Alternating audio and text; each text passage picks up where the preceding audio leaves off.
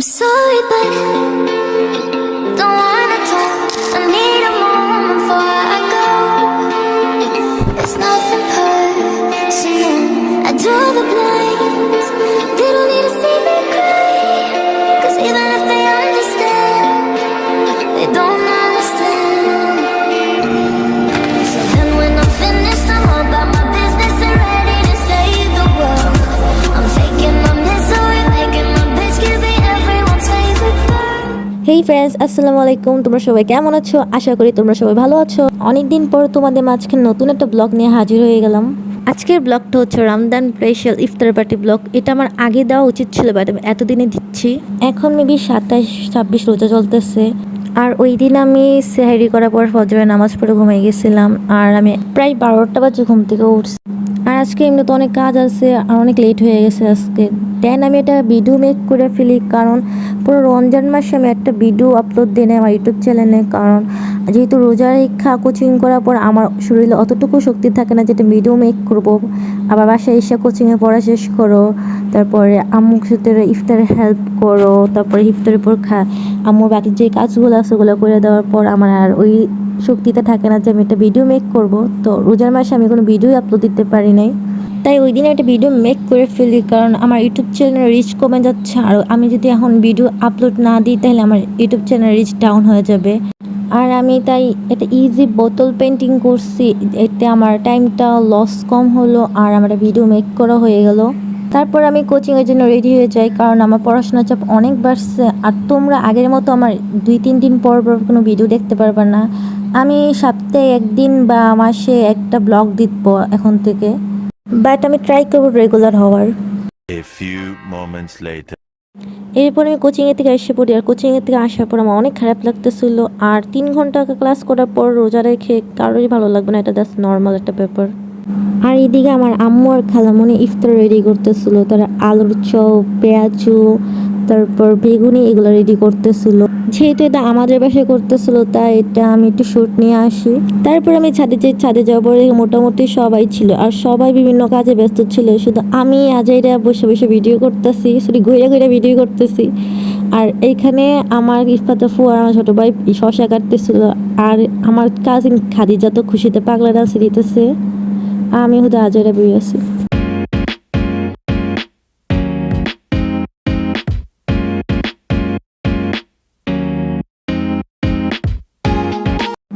আর তরমুজ কাটার দায়িত্বটা ইফাত আপুর উপরে পড়ছিল। আর ইফাত আপু তরমুজ কাটতে গিয়ে কি করে সবাই দেখো জাস্ট।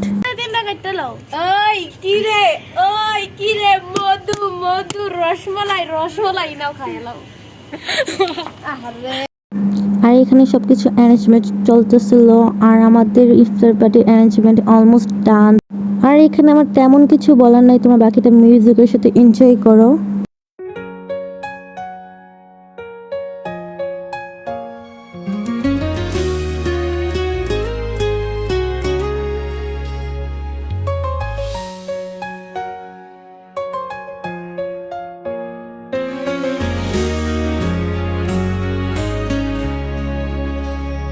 回不去的那些留恋，阳光下你微笑的脸，喜欢你，我的那颗心有一处满面，收集你的笑颜，挂满我整个房间。日记本写满的思念，小说里幻想的情节，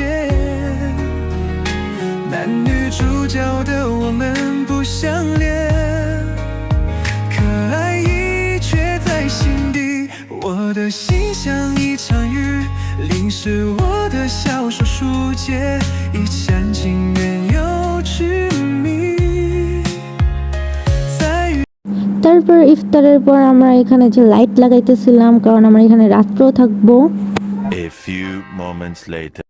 রাতে যখন আমরা খাবার খেতে বসছিলাম তখন আমি সিয়াম ভাইকে নাইম ভাইকে ভিডিও করে রাখছি। দেন এটা ফানি করে এটা টিকটকে আপলোড দিছিলাম। দেন তারা আমার তো অনেক রাগারাগি করছিল। তোমরা জাস্ট ভিডিওটা দেখো। জীর্ণ শীর্ণ দেহ অথচ একাই খেয়ে ফেলেন কয়েকজনের খাবার। ভম্বলকে তাই ঠিকমতো খেতে দিতে পারেন না পরিবারের সদস্যরা। বিভিন্ন সামাজিক অনুষ্ঠানে গেলেই কেবল তার খাওয়া হয় পেট ভরে।